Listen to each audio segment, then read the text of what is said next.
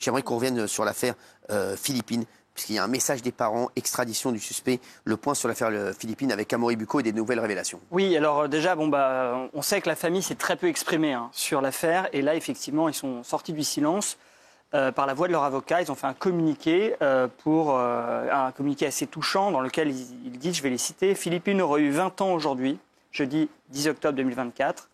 Sa famille, profondément touchée du soutien et du réconfort qu'elle a reçu lors de son décès et de ses obsèques, remercie tous ceux qui l'ont entourée par leur présence, leurs prières et leurs pensées. » Donc ça, c'est ce qu'ils ont dit. Ce qui est intéressant dans ce communiqué, contrairement parfois à d'autres communiqués, c'est que finalement, les parents ne parlent pas de récupération politique, comme c'est parfois le cas, ce qui veut dire qu'a priori, aussi, on peut penser qu'ils ont aussi conscience de leur côté de la défaillance qu'il y a eu de la justice française, de la responsabilité de la France dans la mort de leur fille. Il y a une deuxième chose qu'on a appris, c'est que, effectivement, alors c'est le ministre de la Justice qui en a parlé, ce matin, il y a bien eu la demande d'extradition qui a été faite en bonne et due forme à la Suisse hier, 9 octobre. Ouais. Et vous allez me dire, c'est tard quand même pour le faire, mais en fait, ce qui s'est passé, c'est que la Suisse n'est pas dans l'Europe, dans l'Union européenne.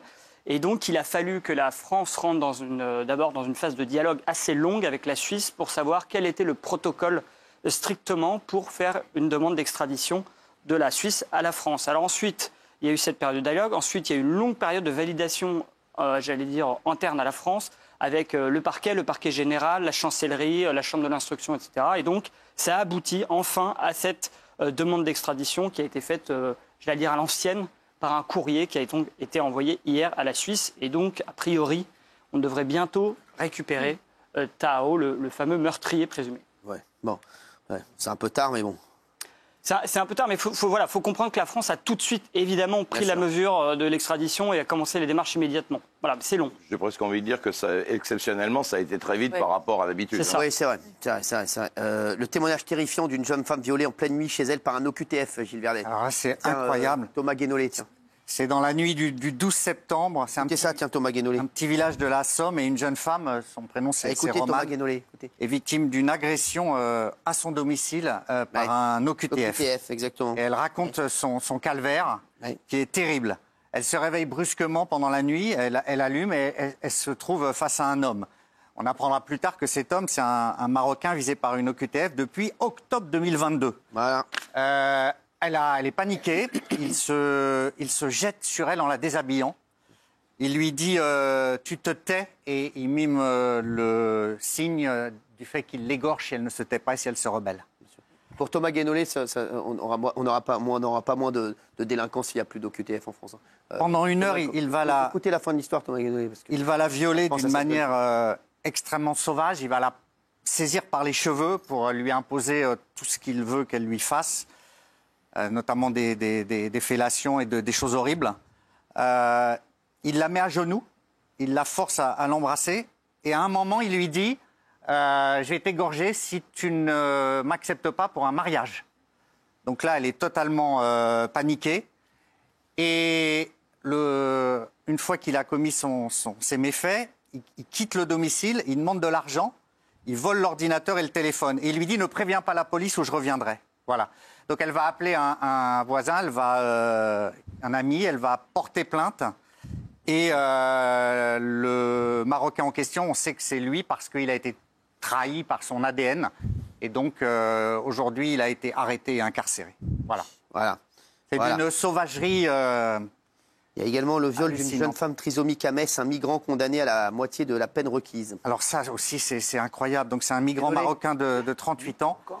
Qui a été condamné, donc c'était mardi, à 6 ans de réclusion criminelle par la cour criminelle de Moselle. Il a violé une jeune femme trisomique en mars 2021. Elle avait 29 ans au moment des faits et elle n'avait pas la capacité de lui dire non. Donc il a profité de ça et son avocat, qui a plaidé l'acquittement, a assuré que son client n'était pas conscient du handicap que portait la victime et qu'il n'y avait pas de contrainte. Ce qui de l'avis des gens qui étaient à l'audience, est absolument impossible. Donc du coup, il a été condamné certes à 12 ans, mais ce qui n'est pas très compréhensible, c'est que le ministère avait requis une interdiction du territoire français. Ce qui paraît logique quand on voit la gravité des faits. Ben, ça a été refusé. Et il n'y a pas d'ordonnance d'interdiction du territoire français, contrairement aux réquisitions du parquet. Alors, une fois qu'il aura purgé sa peine, Amaury, très vite. voilà. Non, mais j'ai contacté le parquet de Metz pour essayer de comprendre effectivement cette décision. Alors d'abord, juste sur l'affaire, il faut savoir que ça a été donc jugé par une cour criminelle départementale et pas par une cour d'assises. Donc ce n'est pas un jury populaire, ce sont des juges professionnels. Ça, c'est le premier point. Ensuite, l'audience, elle était à huis clos, probablement à la demande de la victime pour que ce ne soit pas public. Et donc on ne sait pas, on n'a pas beaucoup de détails sur les motivations, mais j'ai pu avoir effectivement le détail sur pourquoi les juges ont décidé de ne pas mettre d'interdiction du territoire à cet homme. Ah. Alors, cet homme, il vient de Guinée. En fait, il arrive en 2014 en France, à l'âge de 27 ans. Et en fait, comme il travaille depuis 2015, il a un CDI, il est homme de ménage, eh bien, les juges ont estimé qu'il était inséré professionnellement et donc que ça ne justifiait pas le crime qu'il avait commis de l'expulser à l'issue de sa peine. Bravo.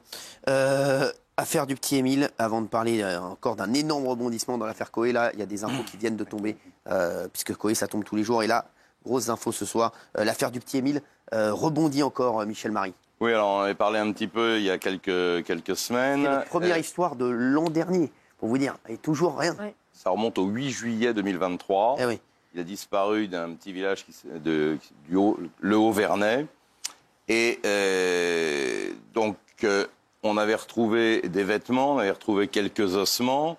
Ces vêtements et ossements avaient été analysés dans un premier temps par l'Institut de la gendarmerie, l'IRCGN.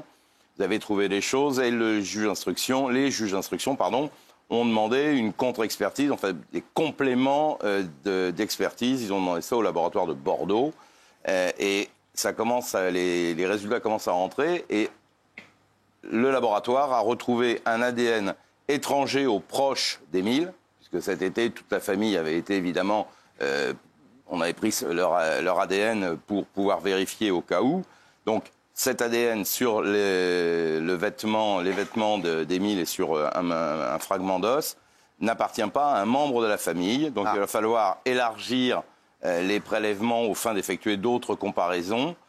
Et bien évidemment, cet ADN a été mis au FNAEG, donc qui est le fichier national des empreintes génétiques, pour voir si cet ADN était connu. Pour l'instant, on n'a pas la réponse. Michel, pour les téléspectateurs qui nous rejoignent à 21h05, c'est quand même un gros rebondissement dans l'affaire. C'est un très gros rebondissement. Alors, ça veut dire, l'ADN, il faut quand même être prudent. Par exemple, je vous serre la main, vous allez serrer la main à Amaury, donc moi, je vais vous transmettre mon ADN, et vous, en serrant la main d'Amaury, vous allez mettre mon ADN sur la main d'Amaury que je ne connais pas et que je n'ai pas touché. C'est un transfert d'ADN, oui, ça arrive. Ça s'appelle un transfert d'ADN. Donc, ça peut aussi être ça. Ça peut être aussi une erreur commise lorsqu'ils ont ramassé les vêtements et les ossements. Mais effectivement, ça veut dire aussi quand même que les gendarmes continuent leurs investigations et que, avec un peu de chance, en faisant un certain nombre de prélèvements, peut-être qu'on arrivera à matcher cet ADN retrouvé sur les vêtements d'Émile et une personne du secteur. Ouais, en tout cas, ça avance, on espère, parce que c'est incroyable, cette histoire, ça fait extrêmement longtemps. On va parler maintenant de l'affaire Coé, et ça va être notre gros dossier encore ce soir, puisque ça rebondit. Mais juste avant, à Marseille, un prisonnier égorge son co-détenu avec un bol en porcelaine. C'est un détenu de la prison des Baumettes, donc, qui est décédé hier dans la soirée. Il a été égorgé effectivement par son co-détenu qui a 25 ans. Alors les deux co-détenus ne s'entendaient pas, ils se disputaient souvent, et là une bagarre éclate. L'agresseur, celui qui tue, prend un bol en porcelaine, il le casse, et avec le tesson, il va porter un coup, égorger au niveau du cou, donc sa victime. Les secours interviennent très vite, mais la victime décède. Donc bien évidemment, l'homme qui porte le coup mortel est placé en garde à vue. Il était incarcéré depuis septembre pour 6 mois de prison. L'autre venait d'arriver et était encore au quartier des arrivants. Ils étaient ensemble, voilà. Donc, lui n'était pas condamné, il était là depuis 1 mois, et bien entendu, une enquête pour meurtre est ouverte. Exactement. On va parler de l'affaire Coé maintenant. Il y a encore des rebondissements dans l'affaire Coé. Qu'est-ce qui s'est passé? On va revenir, parce que hier, une femme a été placée en garde à vue. Il y a un double rebondissement. Le premier rebondissement concerne cette femme qui a été placée en garde à vue. Donc elle a fait 2 jours de garde à vue et elle a été relâchée sans poursuite, mais les investigations se poursuivent. Alors, cette femme, elle a été placée en garde à vue parce qu'elle est soupçonnée d'avoir fait chanter Coé. En fait, donc ce sont les enquêteurs de la PJ parisienne qui ont voulu la voir parce que elle a contacté Coé via son téléphone portable au printemps dernier, entre mars et mai. Elle lui a envoyé des messages d'intimidation je sais ce que tu as fait et pour que je me taise, il faut que tu me payes. Alors sur la somme, c'est plusieurs dizaines de milliers d'euros, c'était d'abord 15 000 euros, mais ce serait plus. Et figurez-vous que dans le cadre de ces menaces, elle a dit, si tu ne me payes pas, je viens proposer à Cyril Hanouna de venir tout déballer sur son plateau. Ah ouais. Oui, alors je dis pas que vous l'auriez reçu, mais c'était dans sa stratégie. C'est incroyable. Absolument, absolument. Ouais, ils me mettent dans toutes les sauces. Moi. Oui, oui, oui. Alors, aujourd'hui, pourquoi elle a été relâchée? Parce qu'elle a prétendu que son téléphone avait été volé. D'accord. Je ne sais pas qui a écrit ces messages, c'est peut-être une amie. En tout cas, il n'y a pas eu de rapprochement fait entre cette femme, dont l'identité est encore mystérieuse, et la personne qui a écrit les messages. Voilà. Guillaume a des infos. Alors, selon nos informations, cette femme ferait partie des plaignantes. Ce n'est pas Julie qui est venue sur ce plateau, mais elle ferait partie des plaignantes. Non, c'est pas Julie du tout. Non, c'est pas du tout elle. Il y a une conversation WhatsApp, on a mis la main sur la pièce du dossier, il y a une conversation WhatsApp effectivement entre cette jeune femme et une assistante de Coé, dans laquelle elle écrit, je l'ai sous les yeux, on ne peut pas la montrer évidemment. Alors, elle dit, je réclame à Sébastien Coé la somme de 30 000 euros. Pas besoin d'être appelé par ses avocats, parce que l'assistante de Coé l'a renvoyé vers ses avocats. Elle dit, pas besoin d'être appelé par ses avocats, ce n'est plus nécessaire à présent. Et après, donc, ils ont envoyé les coordonnées de l'avocat et la jeune femme a contacté l'avocat pour récupérer la somme de 30 000 euros. Voilà. Ouais. Alors, Michel, d'autres infos? Oui, alors moi je continue à dire d'abord deux choses. Je continue à dire que ce n'est pas une plaignante qui était en garde à vue hier et avant-hier. Le fait qu'elle ait été relâchée ne veut pas dire qu'il n'y a pas de poursuite à son endroit, puisqu'elle prétend qu'on lui a volé son téléphone. Je pense que les policiers vont vérifier ce point et qu'il leur faut un peu de temps pour le faire. Et qu'une fois que ça sera fait, on verra si elle a menti ou si elle n'a pas menti. Et en général, on essaye de garder un peu de garde à vue pour pouvoir reprendre la personne en garde à vue. Si on use les 48 heures, après c'est fini, on peut plus la remettre en garde à vue. Moi, la version que j'ai, c'est que sa défense, effectivement, c'est qu'une de ses copines a pris son téléphone pour faire une blague. Et la garde à vue a été interrompue pour que les enquêteurs, justement, puissent faire des investigations pour savoir si la jeune femme était avec sa copine au moment où le message a été envoyé. Ça, c'est pas évident à prouver.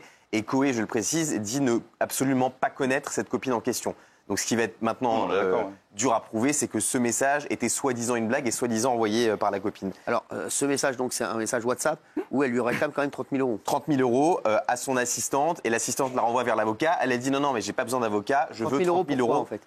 30 000 euros parce qu'elle reproche à Coé de l'avoir violée. C'est sur ses propos, ses accusations, mais c'est ce qu'elle prétend. Et elle dit en gros, je retire ma plainte pour 30 000 euros. D'accord, oui, Amaury. Non, mais oui. Il y a un autre personnage clé dans l'affaire qui s'appelle Anthony Salinas, qui est un fan de Coé, au même titre que Julie, qui était un ami de Julie qui est venu ici. Et Anthony Salinas, il aurait un peu piégé son ami en lui faisant demander de l'argent à Coé. Il aurait piégé Julie. D'accord, donc lui qui est venu ici, là, Julie qui est venu ici. D'accord, comment ça? Anthony Salinas aurait fait des conversations volontairement sur Snapchat. C'est une enquête du JDD et ça n'engage que ce que dit Anthony Salinas. Il aurait eu des conversations sur le réseau social Snapchat avec Julie, dans lesquelles elle lui aurait dit, et il l'aurait un peu engrainé pour dire, tu penses que tu peux te faire combien avec cette affaire, etc. Il parle de 500 000 euros. C'est ça. Honnêtement, 500 000 euros et je retire la plainte. 500K, soit 500 000 euros. Anthony poursuit, mais imagine si ça se sait, tu as menti, surtout pour le viol. Réponse directe de Julie, tu sais, j'ai honte et j'ai menti pour lui et pour moi. En fin de conversation, alors que Julie confie qu'elle se sent foutue, Anthony rétorque, mais tu seras encore plus foutu quand il sera prouvé que tu n'as pas été violé, Maju.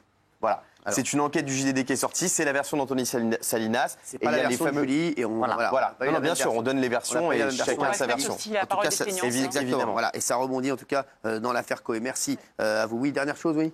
Non, je voulais juste préciser que le fameux Anthony Salinas est allé voir Sébastien Coé et son avocat pour monter un piège pour piéger Julie. Exactement. Exactement. Merci. Il n'y a que la vérité qui compte tout de suite sur C8. Merci à tous.